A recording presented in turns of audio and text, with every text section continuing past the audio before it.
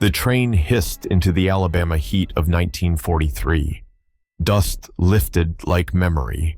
Rows of German prisoners stepped down, their boots still echoing the discipline of the Reich, but their eyes hollowed by defeat.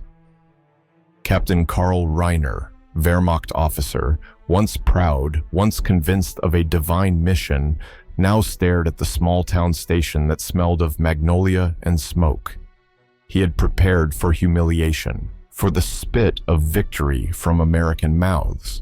What he found instead was a boy. The boy stood at the end of the platform, maybe 9 or 10, wearing overalls, missing one hand. His other hand clutched a folded paper flag. His eyes didn't burn with anger, only confusion. That kind of wide, uncomprehending fear children carry when they've seen too much war on posters, but not in life. Reiner felt something break inside him. Instinct told him to avert his gaze, to keep the last posture of a soldier, but something made him lower his head. When he raised it again, the boy smiled first. In that single instant, something inverted the world he knew. The guilty received a child's kindness. The conquerors stood ashamed. Diaries from Camp Aliceville later recorded, "Children waved at us. It was unbearable." For men who had marched through smoldering towns, that simple wave cut deeper than any interrogation. The platform was not a battlefield, yet it pierced armor more completely than any bullet. When the trucks began to move, the boy ran beside them, his flag fluttering like forgiveness in the wind. The guards didn't push him away. No one shouted. The train whistle sounded again, not as a warning, but as a farewell. Reiner stared through the barred window and realized he was entering captivity, yet somehow the boy outside was freer than he had ever been. That night, as the convoy passed through pine forests lit by fireflies, Reiner scribbled in a small notebook hidden under his tunic, "If a child without a hand can smile, what right have I to curse my fate?" It was his first confession to himself since Stalingrad. War had taught him to measure worth in ranks and rifles, but that boy, unnamed, unarmed, unfinished by life, had broken the arithmetic.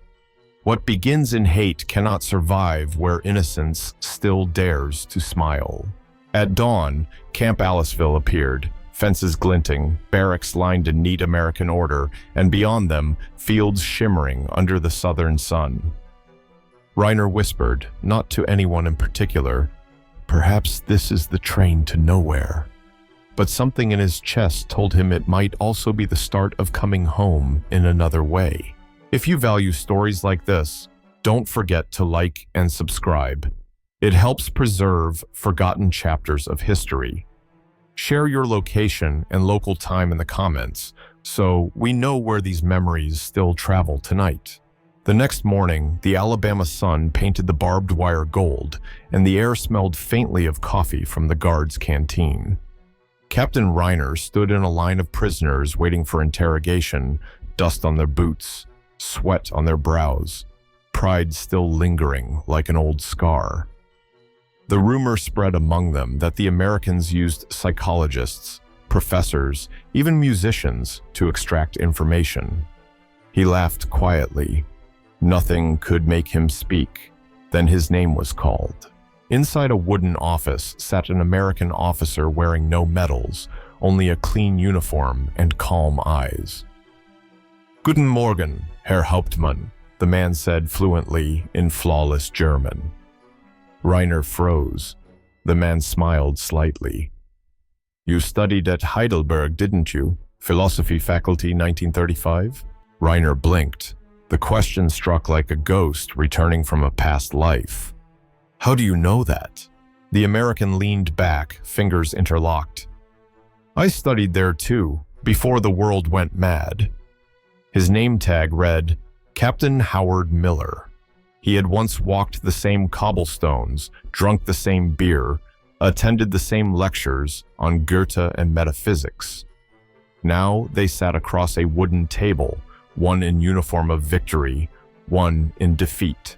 For 10 minutes, they spoke not of maps or codes, but of music. Beethoven's Ninth, Schiller's words. Alle Menschen werden Brüder, all men shall become brothers. The irony hung heavy in the air. Reiner muttered, "So why are we enemies?" Miller sighed, "Because politics poisons poetry, but poetry survives." When Reiner left the room, the American said quietly, "We're enemies, not strangers." It was not pity, it was a reminder of shared civilization under the rubble. That night, in the barracks, Reiner could not sleep. The conversation replayed in his mind like a lost melody. He thought of Heidelberg, the smell of spring rain on old stone, the girl he once loved who sent him Rilke verses before the war. He remembered how easily ideals turn to slogans, how culture becomes camouflage for cruelty. Outside, two prisoners argued over rations. Another hummed a marching tune.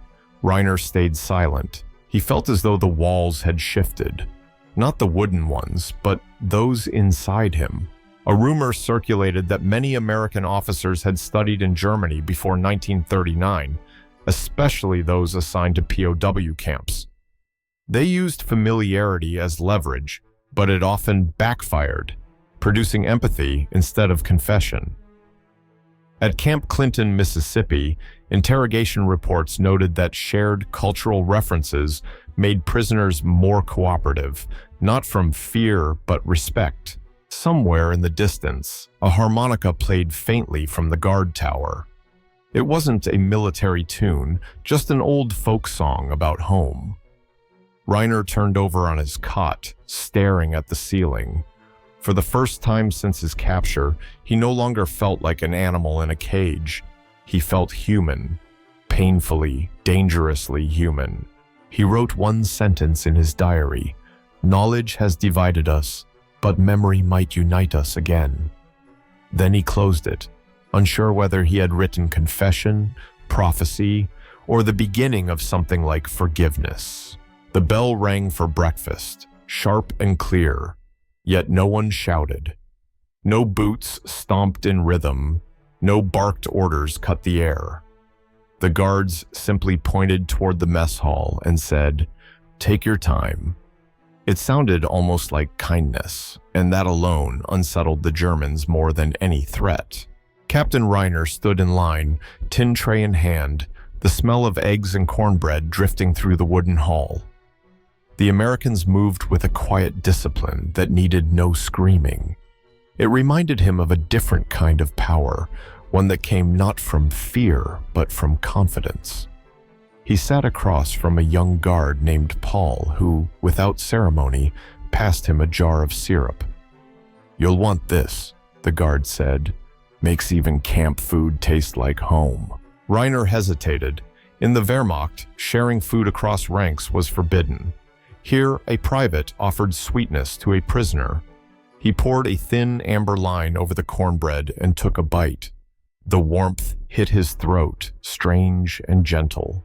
For a moment, he forgot the fences. Later, he would recall this meal as the first time silence had weight. The report from Camp Algona in 1944 described it perfectly. Most prisoners were stunned by calm discipline. No shouting. To men trained in the roar of war, that quiet civility felt louder than artillery. Anecdotes spread among the prisoners. One told of a cook who slipped extra bread to a thin young corporal, saying, "You look like my brother." Another swore he saw an American guard help a limping German carry his tray. Reiner dismissed it at first, propaganda maybe, but then he saw it himself. The gesture was small, unnoticed by most, but it landed like a stone in water, rippling through the camp. He began to watch how Americans treated each other. No salutes in the canteen, jokes traded between officers and men, laughter over spilled coffee. Such equality confused him. Back home, every interaction was rank, ritual, ideology. Here, hierarchy seemed softer, practical, almost invisible. That afternoon, when they were sent to dig trenches for irrigation, a guard offered him a cigarette. Reiner shook his head. "I don't smoke." The guard shrugged and lit one for himself. "Suit yourself, Captain." The word captain wasn't mockery. It was respect. Oddly, the kind his own army had stopped giving long ago. When the work ended, the sun hung low over Alabama's red clay fields. The prisoners rested under a pecan tree, sweating, exhausted, but strangely at peace. One of them murmured, "They don't treat us like dogs." Another replied, "No, worse. They treat us like men. It's unbearable." That night, Reiner wrote again, "They have conquered us not with weapons, but with manners. A dangerous weapon, civility." The camp lights flickered out. Crickets replaced the noise of war. Somewhere far away, a freight train moaned through the valley, carrying grain instead of soldiers. Reiner realized that for the first time since 1939, no one was shouting, and the absence of command sounded like freedom. Rain began before dawn, soft and steady over the Alabama barracks. The men stood under the eaves, watching the drops collect on barbed wire like beads of glass. When work was canceled for the morning, Reiner wandered toward the camp library, a small wooden building smelling of ink and dust. Books lined the shelves in English, some in French, even a few German classics printed before the war. For the prisoners, it was a strange luxury, words instead of walls. He reached for a worn volume, a Bible in English. Inside the cover, in neat cursive, a name was written, donated by Mrs. Ann W. in memory of her son, Lieutenant Robert, killed in France, 1944. Reiner's hand froze on the page. The realization struck him. The mother of an enemy dead had sent her son's Bible to comfort the men who might have killed him. He turned the pages slowly until he reached a verse underlined in fading pencil, "Love your enemies." For a long while, he couldn't move. He wasn't a religious man. The Reich had used faith as theater, replacing God with banners. Yet in that silent room, surrounded by words that crossed borders, he felt the sharp edge of something he hadn't allowed himself in years: guilt. He pressed his palm over the page as if to stop the ache. The paper felt thin, fragile, human. Historical records from Camp Atterbury confirm that American families donated hundreds of books to POW libraries, including Bibles and poetry collections, many marked with names of sons lost overseas. To the prisoners, these donations were unfathomable. Compassion from the bereaved. Reiner began reading English verses aloud, haltingly, tracing meaning through memory. "Bless them that curse you." His voice cracked. A fellow prisoner entered quietly, saw the open Bible and whispered, "You read the enemy's language now?" Reiner answered, "No. I read what we all forgot." That night, rain still fell. He sat by the barrack window, holding the Bible under the flicker of a lantern. He wrote in his diary, "A mother I'll never meet has forgiven me without knowing my name. I thought war burned all bridges, but maybe some were built from ashes." The next morning, a guard noticed the book in his hand and asked if he liked it. Reiner hesitated, then said, "It's strange. It teaches me more about defeat than any surrender document." The guard nodded. "Defeat's not the worst thing that can happen, Captain. Losing your soul is." He returned to work that day quieter, slower.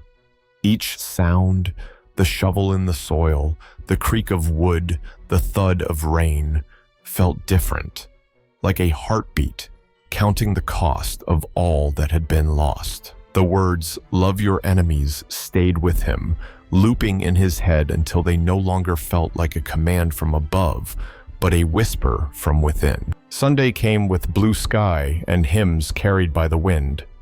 The camp loudspeaker announced a message that made everyone murmur. Local townspeople had invited a small group of prisoners to attend church outside the fence. Permission had been granted by headquarters, a gesture of goodwill, or perhaps an experiment in trust. The list of names was read aloud. Captain Karl Reiner was among them. The truck ride was quiet. The guards didn't carry rifles, only sidearms they never touched. As they reached the small white church in Aliceville, townsfolk stood waiting on the steps. Women in simple dresses, men in worn suits, children clutching hymn books. When the first Germans stepped down, an old man removed his hat. No jeering, no stones, only silence. Reiner hesitated before the door. A local pastor extended his hand. "Welcome, sir." It was the first handshake he had received since his capture. The church smelled of pine and candle wax. Inside, the organ began softly, and someone sang "Amazing Grace." The words meant little to him linguistically, but the melody struck somewhere deeper, beyond translation. Historical accounts confirm that in December 1944, 17 German POWs from Camp Algona were allowed to attend a Christmas service in town without escort. Not one attempted escape. For the American congregation, it was a lesson in faith. For the prisoners, it was bewildering proof that mercy could be real. After the service, Reiner stood beneath an oak tree while townsfolk shared coffee and homemade bread. A young girl asked shyly, "Do you have snow where you live?" He smiled.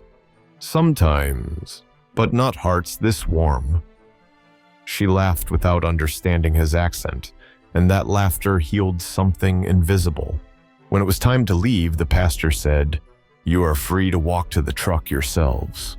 No chains, no rope, only trust."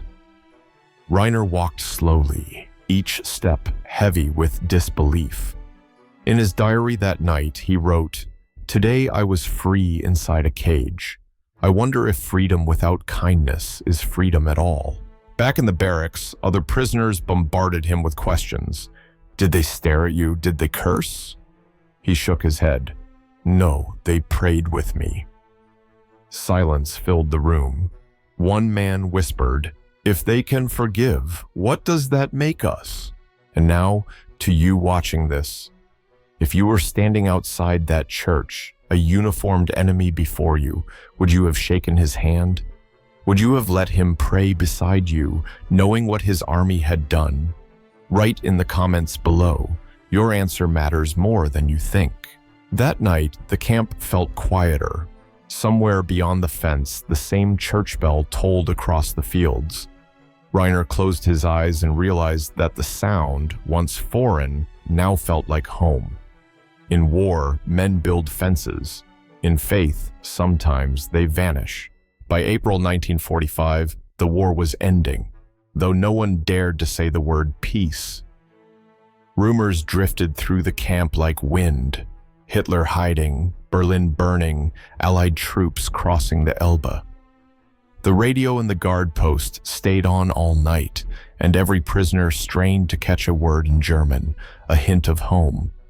But the news that shook them most came not from Europe, but from America. President Franklin D. Roosevelt was dead. That evening, as the sky turned amber, the camp fell silent. Reiner had never met the man, but he knew what Roosevelt meant to the Americans, a symbol of endurance through depression and war. He expected cheers or indifference. Instead, he watched something remarkable. The American flag outside the command hut was lowered to half-mast, and then, without being ordered, the German prisoners removed their caps. One of them whispered, "A leader of men, not of nations." The next morning, Reiner requested permission to speak with the camp commandant. The guards hesitated, thinking he wanted special treatment. Instead, he asked, "May we organize a ceremony to honor your president?" The commandant looked surprised. "You mean voluntarily?" Reiner nodded. "He fought for his people, as we thought we did for ours. Perhaps now we can honor courage without hate." Later that day, the camp assembled in the yard. The Germans stood in rows, hands behind their backs, while the American flag fluttered weakly in the humid air. Reiner stepped forward and saluted, not in defiance, but respect. A chaplain recited a prayer in English. A German translator repeated it softly. Some men wept. Others stared at the ground, unsure what emotion was allowed anymore. When the prayer ended, no one moved. For nearly a minute, silence ruled the field. The purest silence since the first gunfire of the war. It wasn't defeat or victory, only recognition of loss, shared by both sides. Historically, reports confirm that several POW camps in the U.S., including Camp Aliceville and Camp Concordia, held spontaneous memorials for Roosevelt in April 1945. One guard wrote, "The Germans saluted our flag more solemnly than some of our own men." That night, Reiner gathered his small group of friends. "We have learned something they don't teach in academies," he said quietly. "Respect doesn't require agreement." His friend Otto replied, "It's easier to kill an enemy than to mourn with him." Reiner smiled faintly. "Then maybe mourning is the first act of peace." To everyone watching now, if you were a prisoner then, would you have saluted the enemy's flag? Would pride have kept your hand still, or would humanity have lifted it anyway? Tell me in the comments below. History is shaped not only by those who fight, but by those who pause to bow their heads.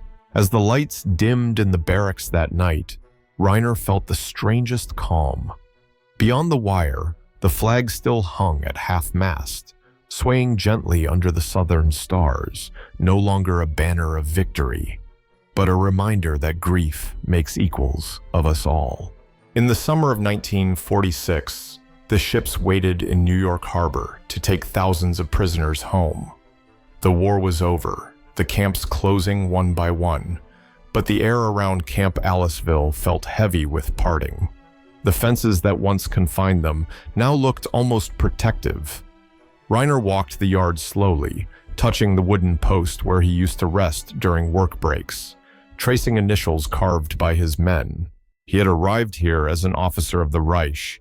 He was leaving as a man stripped bare, but somehow made whole again.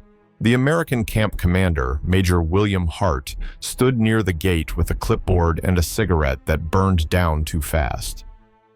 "Captain Reiner," he called, "you've been assigned to the second transport. You'll board at Mobile tomorrow." Reiner nodded. "Thank you, Major, for everything." The officer looked up, squinting at the sun.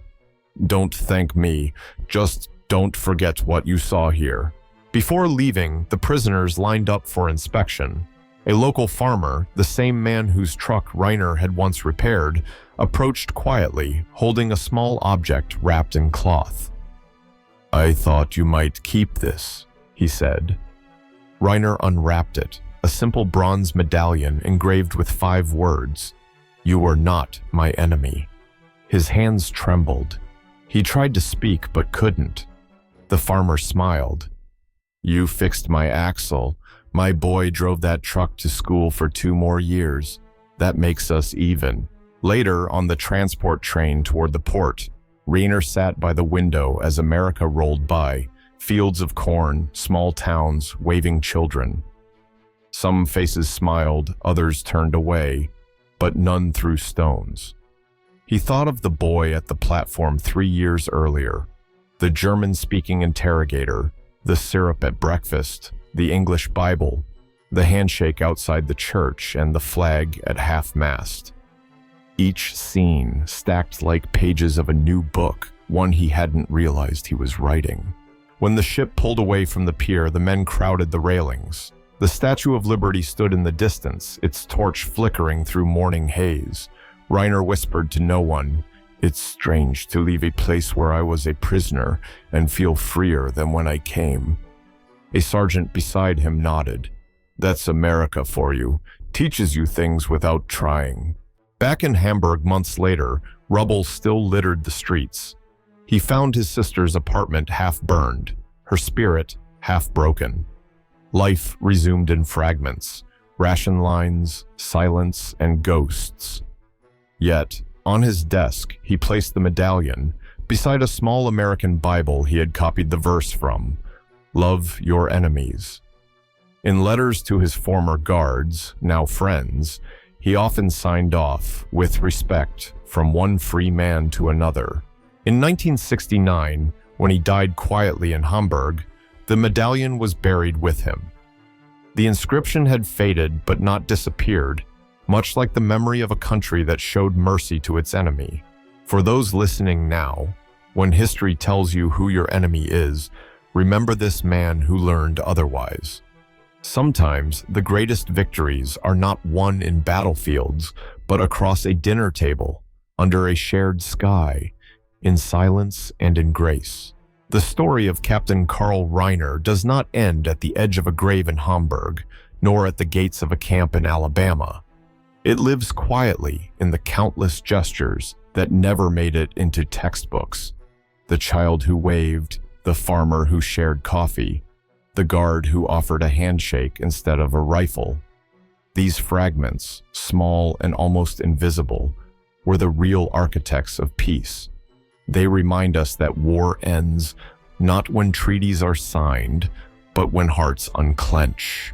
When historians write about the Allied victory, they speak of numbers: 6 years of war, 60 million dead, thousands of towns reduced to dust.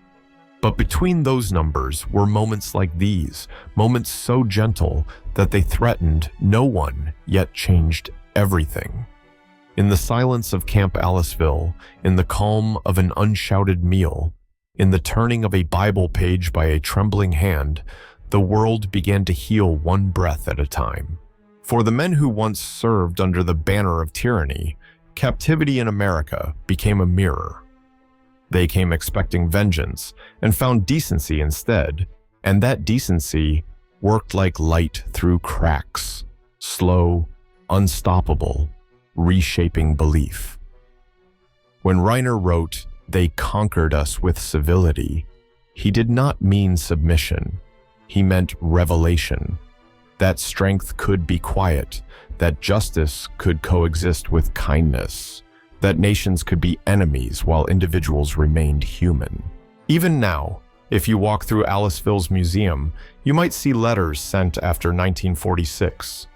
German handwriting thanking American families for bread, for patience, for letting them see what freedom actually looked like. One simply reads, "I learned more about democracy behind your fences than in all my years of war." And perhaps that is the final truth.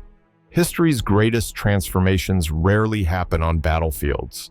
They happen in kitchens, in libraries, in the unguarded spaces between fear and forgiveness. Captain Reiner's story is only one among thousands, yet it carries the weight of a quiet revolution, the rediscovery of conscience inside captivity. As the sun sets over those old Alabama fields, imagine the echo of a long-gone bugle and a voice carried by the wind. Take your time. It is an invitation not only to prisoners of war, but to all of us, to take time before hating, to pause before judging, to believe that mercy too is part of victory.